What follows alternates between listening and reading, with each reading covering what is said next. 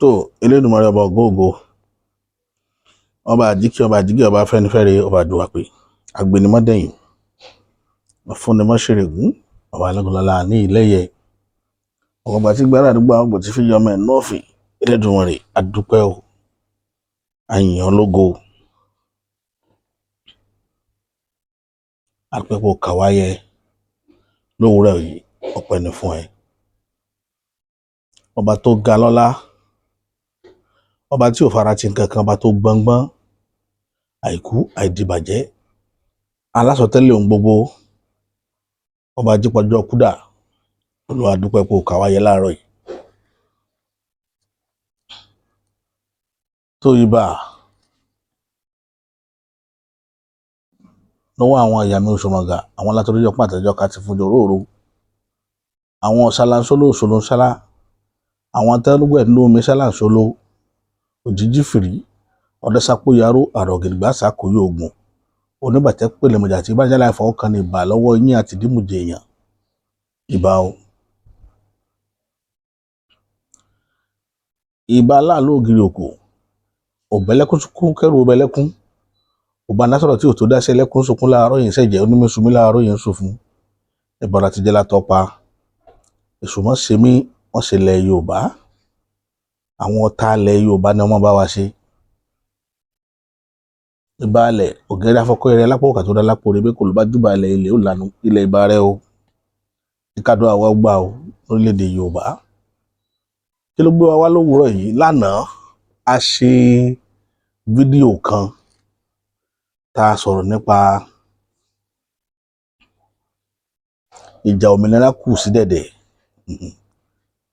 ìjà òmìnira ó kù sí dẹ̀dẹ̀ tẹ́ bá wo bójúọjọ́ ti rí ẹ rí i pé ìrìn àjò òmìnira tá à ń rìn ó jọ gàtí kò jọ gàtí ó ti ń fẹsẹ̀ méjèèjì lélẹ̀ gàtìgàtì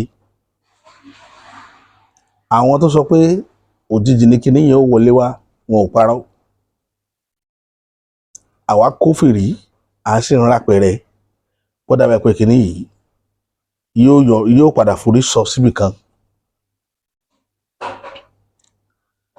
ṣùgbọ́n nígbà tí mo sọ̀rọ̀ ní àná mo sọ̀rọ̀ nípa àwọn tí wọ́n lọ rújọ́ ẹjọ́ bẹ́rẹ́bẹ́rẹ́ ẹjọ́ kà fún Donald Trump but a lot of people understand wọ́n rò pé àkàn fi ṣàwẹ́wà ni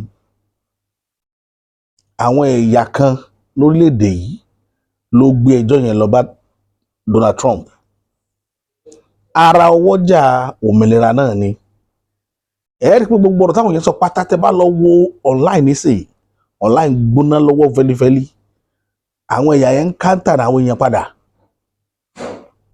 wípé kí náà mìín pé Donald Trump ń bọ̀ wá gba gbogbo resources wa yóò gbẹ́sẹ̀ lé kinní kan yóò gbẹ́sẹ̀ lé kinní kan kí ló kan Donald Trump pẹ̀lú resources Nàìjíríà kí ni resources Nàìjíríà kí ló ìwúlò rẹ̀ gan fáwọn tá a jẹ́ Nigerians òótọ́ ni ní ìbá mú lára àwọn fídíò wọn wá fún yín ṣùgbọ́n mi ìfẹ́ promote wọn nítorí pé mo rí i pé àìkíyèsára pọ̀ Yorùbá ló wà gọ́líbù jù lórílẹ̀‐èdè yìí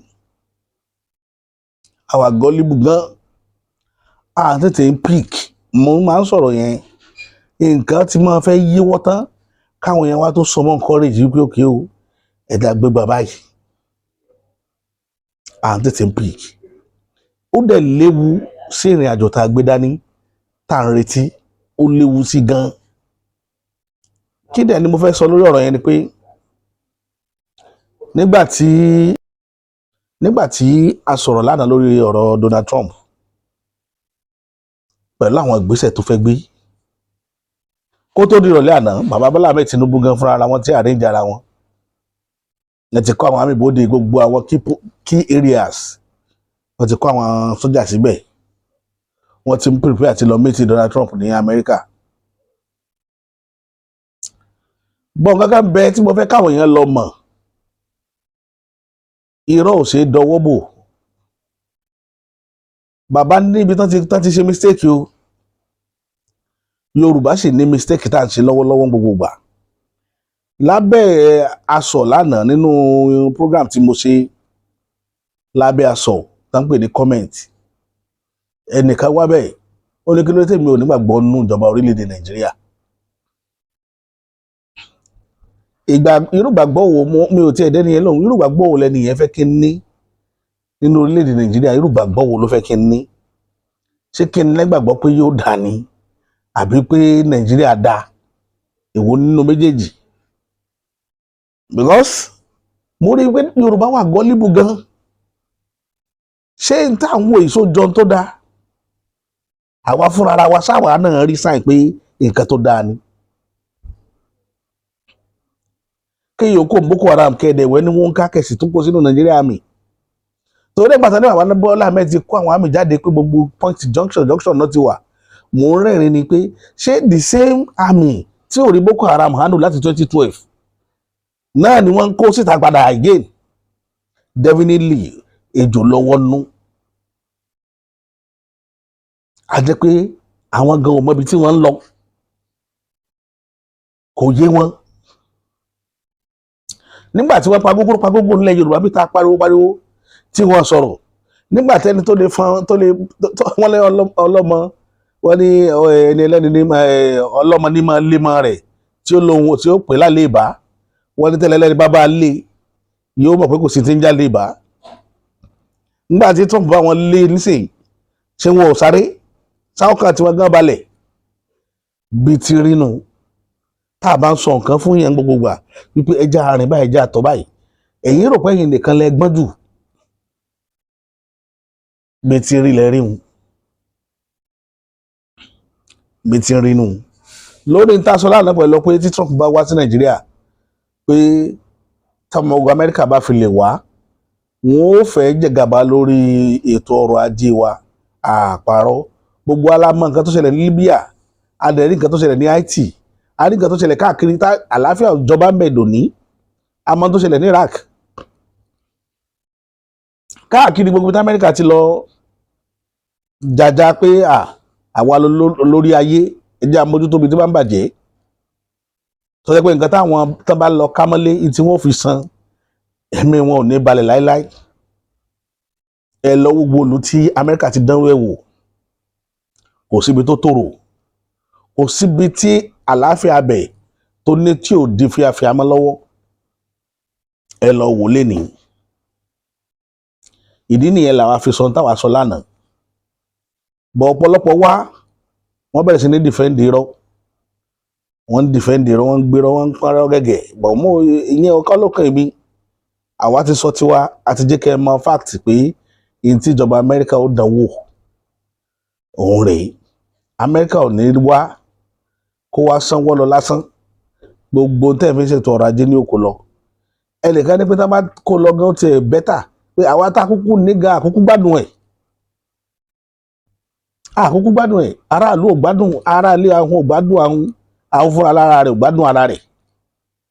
Bẹ́ẹ̀ lọ̀rọ̀ Nàìjíríà rí. Àwọn ọmọ ìlú ò rí resources yẹn, wọn ò jàǹfààní ẹ̀ rí. So táwọn tí ó bá kó tí ó lọ fi sọ̀rọ̀, tá bá rẹ́dì kan wá kó kan lọ fi sọ̀rọ̀. Òun lọ̀pọ̀lọpọ̀ orin táwọn ọmọ Ìgbò ń kọ káàkiri ń sìn.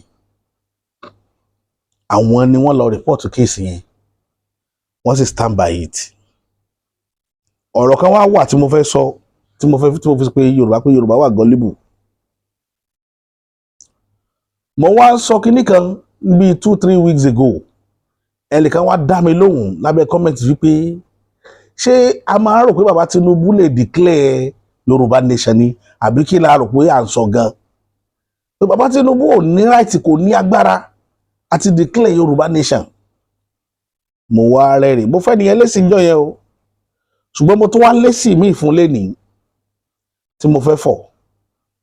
Kí lésì tí mo fẹ́ fọ̀? Ǹjẹ́ jẹ́ mọ̀ pé ìjọba Nàìjíríà ò fẹ́ kí ìran Ìgbò kí wọ́n tukọ̀ orílẹ̀-èdè rárá. Kò sọgbọ́n níbi tí wọ́n ṣe dé. Ìgbò British wà involve no case sanction. Wọ́n fẹ́ kí Ìgbò rúlu country rárá ní gbogbo ọgbọ́n tí wọ́n ń dá. Táwọn Ìgbò dẹ̀ mọ̀. Kí nìdí tán fi ń sá fún Ìgbò? Wọ́n mọ̀ pé tọwọ́ Ìgbò bá tẹ Ìgbò declare yóò sá wọn lọ. Wá tí bàbá Bọ́lá Tinubu wà lè ṣe tí ò lè ṣe irú ẹ̀. Tẹ́lifí sọ pé kò lágbára àti ṣe, wá tí Ìgbò lágbára àti ṣe ń tiwọn. Tẹ́rù fi ń ba orílẹ̀-èdè Nàìjíríà láti hand over fún Ìgbò. kí Ìgbò rúlu country. Yorùbá wà gullible. Yorùbá gọ̀ gan. Ìran Yorùbá àgọ̀. A máa ń fọwọ́ àwọn tó gọ̀ nù wa wọ́n máa ń kó rẹ̀dẹ̀rẹ̀dẹ̀ bá àwa yòókù. Kọ́lọ́ ọba láàánú kó kàn ṣàánú wa ni. Àgọ̀ gan. Báwo la ṣe máa pọ́n jẹ̀bẹ̀ lákìsà? Ẹ̀rù ń bà yín àti fún Ìgbò ní presidency because ẹ believe pé tá bá débẹ̀ wọ́n ó declare wọ́n ó lọ. Ẹ wá believe pé Yorùbá tó bá fún Yorùbá ò ní declare pé ní right àti declare. Ẹ dákun ẹ yiri ọ̀rọ̀ yẹn wò dáadáa. Ìjọba orílẹ̀-èdè ń sá àti gbéjọba fún ọmọ Ìgbò because wọ́n believe pé àwọn tó ti ṣe Biafra rí wọ́n ó declare ni. Why tí Yorùbá ò lè ṣe? Why tí bàbá Bọ́lá Ahmed Tinubu ò lè ṣe irú rẹ̀? Ṣé rí irọ́ tẹ̀ ń pọ́n gbogbo tẹ̀ ń pọ́n káàkiri yóò padà yọ lẹ́njọ́ kan. Ó kù díẹ̀ kínkínní ló kù. Ẹgbẹ́ mo sọ fún yín pé ìjà òmìnira ó kù sí dẹ̀dẹ̀. Níjọ́ tí ó bá ṣẹlẹ̀ ojú gbogbo yín pátá ni ó ṣe. Ẹ lajú lẹ́bàá ẹ wá omi ẹ̀ ní rí. Kínkínní ló kù. Ọlọ́run mọ́jú wo tójú yín yẹn yín lẹ́bọ. À ń sọ nǹkan fún yín kí láǹfààní kí lè rí tẹ́ jẹ́. Níjọ́ tẹ́ ti wà tán ti pín ní láti amalgamate ilẹ̀ Yorùbá pọ̀ mọ́lẹ̀ Nàìjíríà. Ẹ sọ èrè kan ẹ̀nà kásíbà pé èrè tá a jẹ rèé. Orí kò tó náà ni láti jọ yìí. Kò tó. Èmi ò gbọ́ pọ́ tó rí. Ẹ wá dúró plus Bọ́lá Ahmed Tinubu là kalẹ̀ lọ ọdún tí ń bọ̀. A gba tax lórí igbá, a gba tax lórí àwo, a gba tax lórí kòkó bàbá sásùn. Ẹ sọ plan tí wọ́n ní faraàlú. Kò sí plan. Kò tí ì sí kankan nu wọn tó jáde báyìí pé nǹkan báyìí la fẹ́ ṣe faraàlú, a fẹ́ ṣe báyìí sódà àwọn aráàlú lè máa gbádùn, a ṣe nǹkan tó rí báyìí sódà aráàlú lè gbádùn. Kò sí nǹkan tó jọ. Àfi bá ṣe pawó wọlé lọ́wọ́ àwọn aráàlú tí ò gbádùn ìjọba. Nǹkan táwọn á jà fún táwọn á sọ̀rọ̀ lé lórí nìyẹn tí ò yé gbogbo yín la fi sọ pé ẹ wà gullible. Ẹbẹ ìjọba tó la gbogbo àwọn program kalẹ̀ ẹ̀rí ń sìn iná náà ti mú lọ yìí. Ara nǹkan tá à ń sọ nìyẹn. So èyí ni àwọn gbogbo ẹ̀ bó ṣe rí. Kọ́lọ́n kó ṣàánú gbogbo wa ní iná náà tó ti mú lọ yẹn. Kí ni benefit ọmọ orílẹ̀-èdè yìí nínú ìjọba tá a ṣe bọ̀ láti 1960? Kí ni benefit? Kí ni ìdùnnú? Kí ni èrè? Tá a máa ń sọ ẹ̀yin ọ̀tọ̀ lórí tẹ́yìn tẹ́ máa gbọ́rọ̀ gbà. Ṣẹ́yìn náà rí báyìí. Ṣẹ́yìn náà rí báyìí iná náà tó ti mú lọ yìí. Kò sí ìgbádùn kankan. Kò sí ètò tí máa ń mú inú aráàlú dùn. Àfi bá ṣe pawó wọlé bí aráàlú ṣe san gbèsè bá aráàlú ṣe sanwó. Nítorí dùn àwọn èèyàn lọ́dọ̀ ìjọba bàbá Tinubu nìyẹn tó dé káwọn èèyàn padà lẹ́yìn wọn. Àwa tá à ń sọ̀rọ̀ àmọ́ tá à ń sọ. Àmọ́ nǹkan tá à ń sọ gan-an. Ẹ̀yin tẹ́ ẹ rò pé ẹ máa ń pa ìjọba. Mo fẹ́ wo ọ̀nà tẹ́ fẹ́ gbé gbà. Mo ń sọ fún yín gbogbo ẹ rò pé eré ni nítorí pé ẹ̀yin ń rọwọ́ ọrí nínú ilé yín. Ẹ rò pé bó ṣe ní gbogbo inú ilé nìyẹn.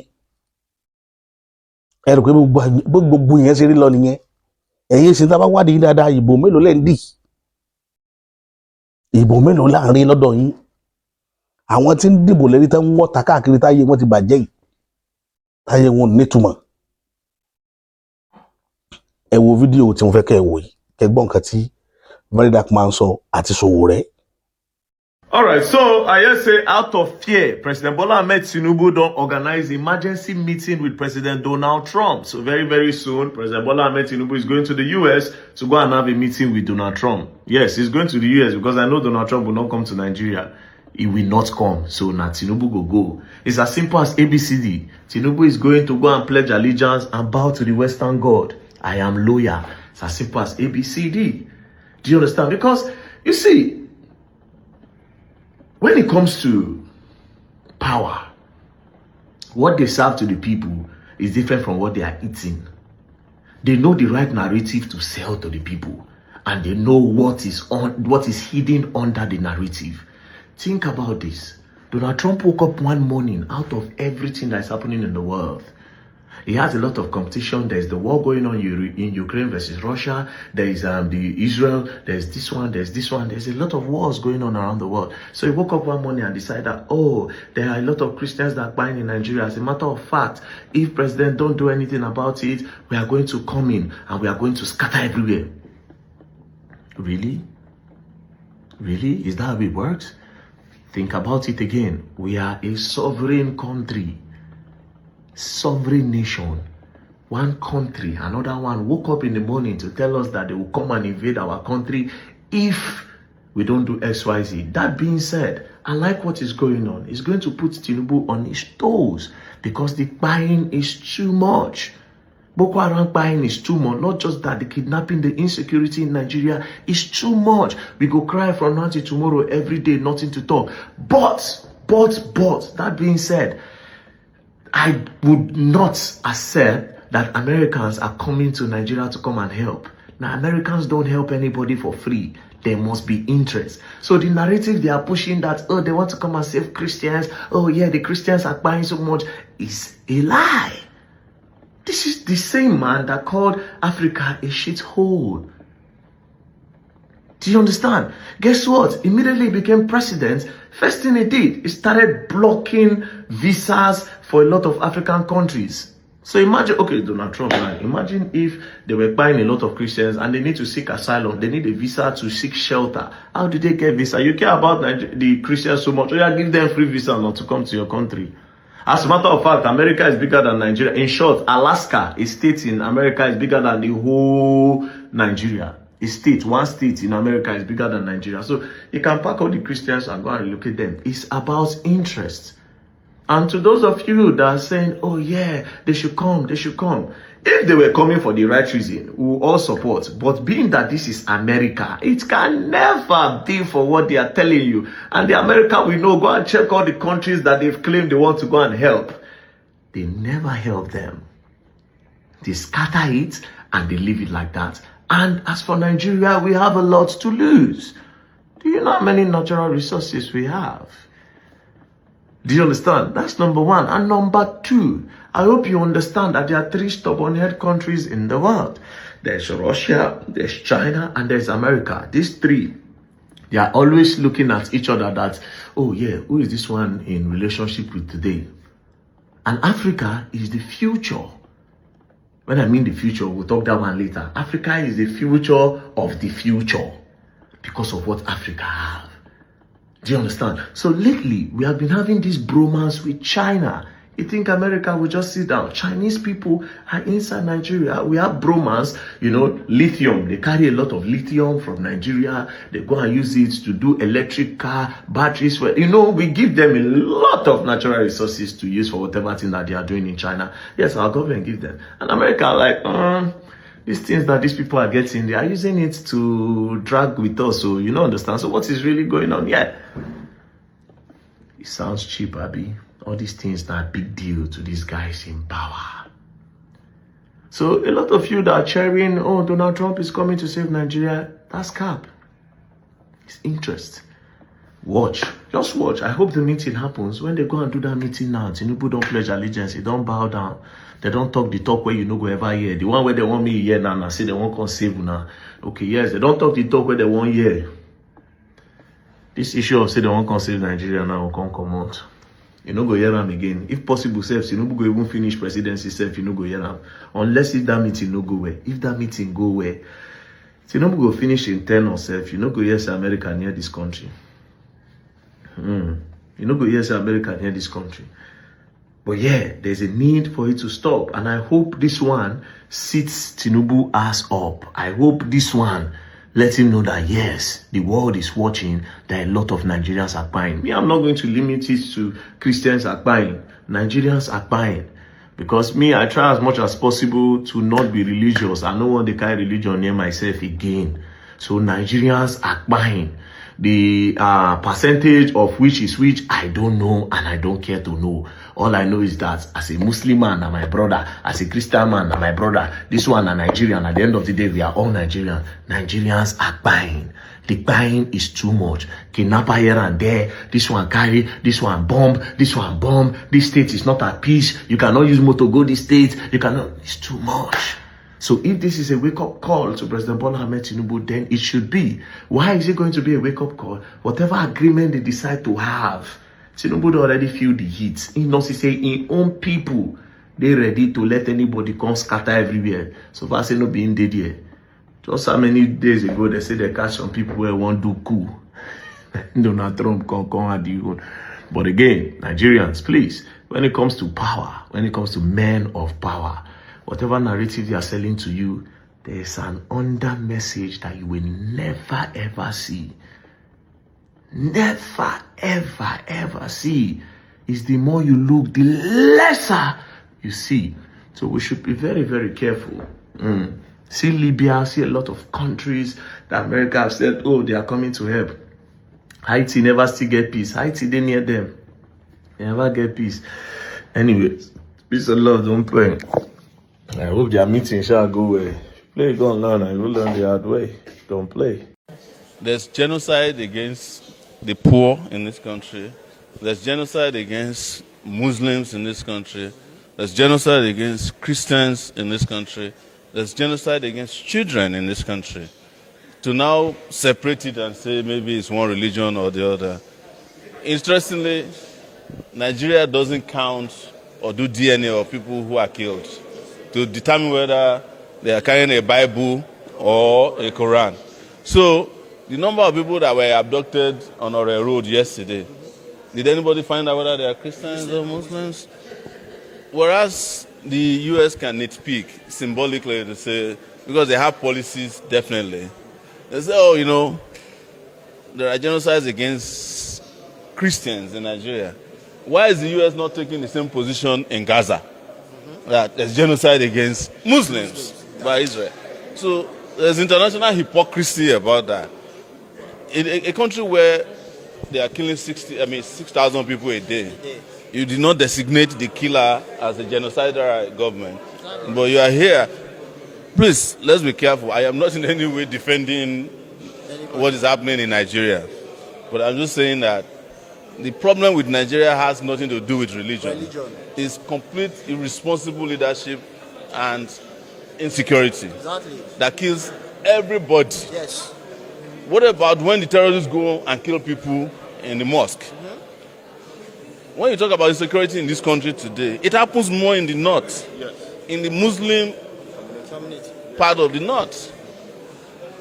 That's the truth. That's where they go to mosque. I think they killed about 35 people in a mosque in Kaz. And the people who killed them were not Christians. They are probably people who identify as Muslims. Extremists. So, but the truth is that we like to water down the responsibility of our leaders by this gives them an alibi. You know, okay, you know. And then the US will come with a policy to say we want to protect Christians. It's okay. Let's bring a big boat and take all the Christians out and see if nobody will get killed again. ṣé nǹkan tí Sowore sọ àti Very Dark Man sọ yàtọ̀?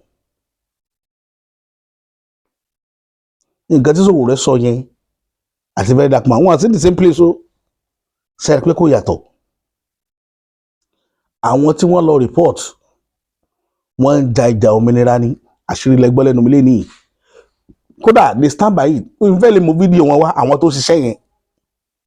Nígbà tí wọ́n bẹ̀rẹ̀ sí ní lọ report káàkiri gbogbo embassies tó wà ní all over the world, gbogbo ẹ̀ pátá la rí nígbà yẹn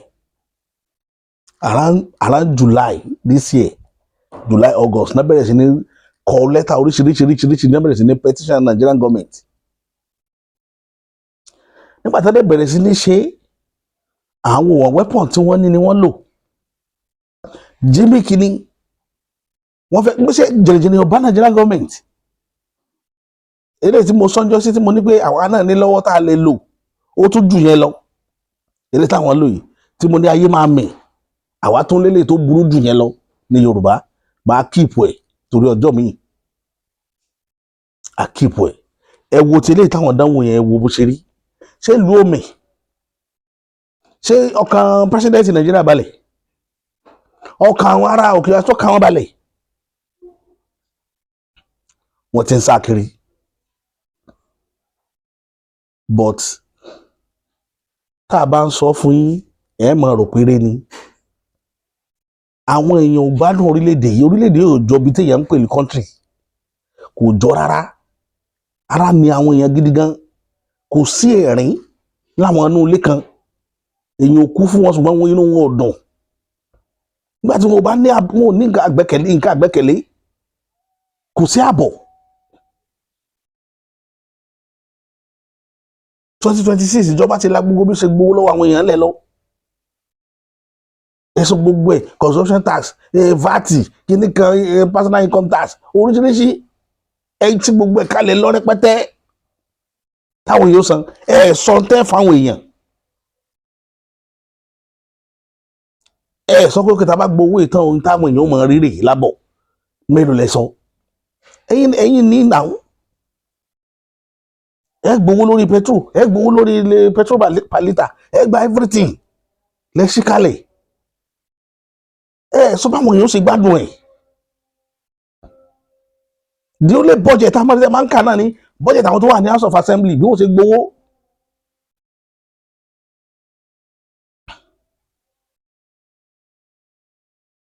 kò sí benefit fọmọlú níjọ́ tí ìlú yìí ti wà kò tí sí benefit fọmọlú rí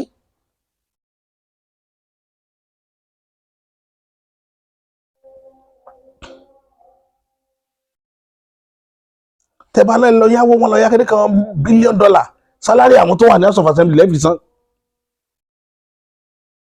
kò sí ní tẹ́ fi ra equipment sí hospital kò sí ní tẹ́ fi rògùn nítorí àwọn ọmọ kéékèèké sí hospital àti nítorí àwọn aláboyún gbowó rí láyé kẹ́ yáwó láti anywhere in the world kẹ́ sọ pé ọ̀nà lẹ́fẹ́ fi ṣe kẹ́ fi build infrastructure àfi tí wọ́n bá ti gba owó yẹn tán àkàgbọ́ pé wọ́n gbowó wọlé ní ìtàn fi ṣe ẹ̀ ní mọ́ àkàgbọ́ pé Nàìjíríà ti fẹ́ san gbèsè ẹ̀wọ̀n nínú àwọn èèyàn máa dùn àwọn èèyàn máa rẹ́rìn gbogbo attack táwọn èèyàn bá ní lọ́wọ́ náà wọ́n máa send sí gọ́ọ̀mẹ̀ntì gbogbo attack tó bá ní because àwọn tí ń jẹ ìlú irun lójoojúmọ́ tí ń ba ìlú yìí jẹ́ wọ́n sì ń dúró de kí Bọ́lá Ahmed Tinubu sọ̀kalẹ̀ níbẹ̀ yẹn kí wọ́n ó gbà lọ́wọ́ ẹ̀ gbogbo owó tó pamọ́ kan náà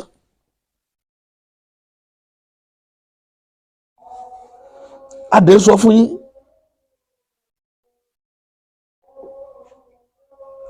ṣé ìjọba Bọ́lá Ahmed Tinubu bá kò ní gọ́ọ̀mẹ̀ntì sí ọmọ rẹ̀ ní ọ́fíìsì ni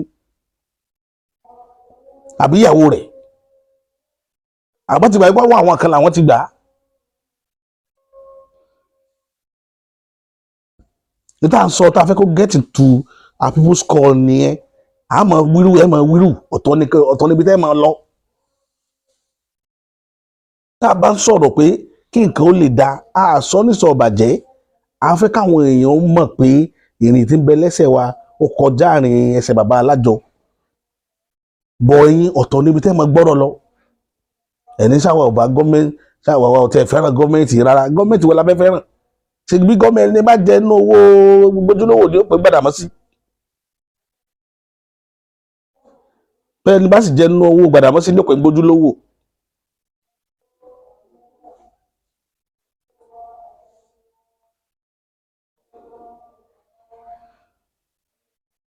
ọ̀rọ̀ débi tó lógun gbé sa ilẹ̀ Yorùbá ẹ̀yin lọ̀rọ̀ yìí kàn ju kátikàtí ń bẹ́lẹ̀ Yorùbá báyìí o àwọn èèyàn mọ ibi tí wọ́n ń lọ o ìjà sẹ́ni Yorùbá ń jà àṣẹ gbà tí ò ní túmọ̀ ẹ̀ wọ́n á dìfẹ́ǹdì irọ́ pẹ̀lú mọ́là ó ní bọ́dà katajọ́ máa ń sọ̀rọ̀ lórí Facebook bọ́dà mi yẹn ó láwọn yẹn kàn àtàkì òní látàrí tó ń sá ń sọ̀rọ̀ nípa ọ̀rọ̀ Donald Trump pé kíníkan tó ń sá ń gbé ẹsẹ̀ pé kò gbọ́dọ̀ àwọn èèyàn máa àtàkì wọ́n máa àtàkì dáadáa because kí lẹ fẹ́ kó àwọn èèyàn ò rí èrè nínú ìṣèjọba orílẹ̀-èdè yìí ọdún kẹwàá rèé tá a ti wà nígbà tí Nàìjíríà sọ̀fọ̀ ní ọdún kẹwàá 10 years kíyàn wá lo 10 years yẹn kí bàbá Bọ́lá Ahmed ọmọ jẹ́ wá pé ní 2026 o ẹ máa san owó orí lórí owó jálá epo lo petrol ẹ máa san owó orí lórí owó tó bá wọ 800,000 tó wà káàtì ẹ máa san oríṣiríṣi gbèsè lẹ́sìkalẹ̀ insurance compulsory o gbọ́dọ̀ ṣe insurance next year. Insurance dàbí ogun àti gbọ́ gbogbo ẹlẹ̀ pé bí ogun ni ìwọ tó bá kọ̀ tó san insurance wọ́n fẹ́ lè lọ tì ọ́ mẹ́wọ̀n. Ta ni ó gbọ́ gbogbo nǹkan báyìí tínú orí ó dùn? Ta ni ó gbọ́? School rẹ̀ ẹ̀ ṣe kó dáa. Àwọn private school àwọn ọmọ ń lọ. Tá bá tó fẹ́ máa lọ sí private school ní tax tó pọ̀ lórí wọ́n tó increase so many things na máa increase ní next year. Gbogbo nǹkan tẹ́ ń wò tó dábẹ́ ìgbà tó rí ohun yìí yóò tún wọ́n sí. Ẹ wá láwọn èèyàn ní bínú wọn ò ní rorò kúrò.